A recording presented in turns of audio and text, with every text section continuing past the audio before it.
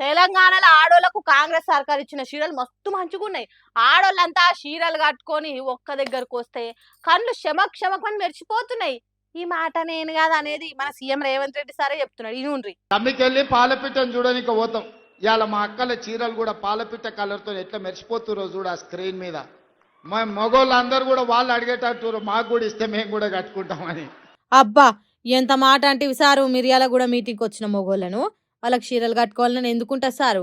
కాంగ్రెస్ సర్కార్ ఆడోళ్ళకి ఇచ్చింది కాబట్టి కట్టుకున్నారు, కానీ మా మొగోళ్ళకు కూడా ఇస్తే మంచిగుండు, మేము కూడా కట్టుకునేటోళ్ళమని ఎందుకు అనుకుంటారు సారు? పాపం మీ మీటింగ్కి వచ్చిన మొగోళ్ళని అంత పెద్ద మాట అనే వరకు ఎంత ఫీల్ అయినరో ఏమో. మమ్ములను చీరలు కట్టుకునేటోళ్ళ కిందేసిండు సీఎం రేవంత్ రెడ్డి సార్ అని ఎంత కుమిలి కుమిలి ఏడ్చిండ్రో పాపం. ఆయన కాంగ్రెస్ సర్కారు తెలంగాణలో ఉన్న ఆడోళ్ళందరికీ చీరలు పురాగి ఇయ్యనే లేదు, ఇంకెంతో మందికి ఇయ్యలేదు. వాళ్ళని పక్కకు పెట్టి మగోళ్ళకి ఇస్తే మంచిగుండు, వాళ్ళు కూడా కట్టుకుందాం అనుకుంటున్నారని ఎట్లా అంటావు సారు అన్నట్టు మస్తు బాధపడుతున్నారట. రేవంత్ రెడ్డి సార్ అంటే అభిమానం కొద్దీ మేము జెండాలు బ్యానర్లు కట్టుకొని మెడల కాండువాలు వేసుకొని హుషారుగా మీటింగ్కి వస్తే సర్కారు చీరల మీద మనసు పడ్డది అన్నట్టు అనే వరకు మస్తు నారాజు అయినరట.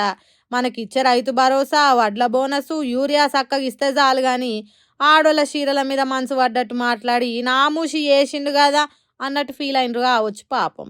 మాకు కాదు కానీ ఇంకా చీరలు ఇయ్యని తెలంగాణ ఆడోళ్ళకి ఇయ్యండ్రి సారు అన్నట్టు మాట్లాడుకుంటే వెళ్ళిపోయినరట మీటింగ్ నుంచి వాళ్ళు.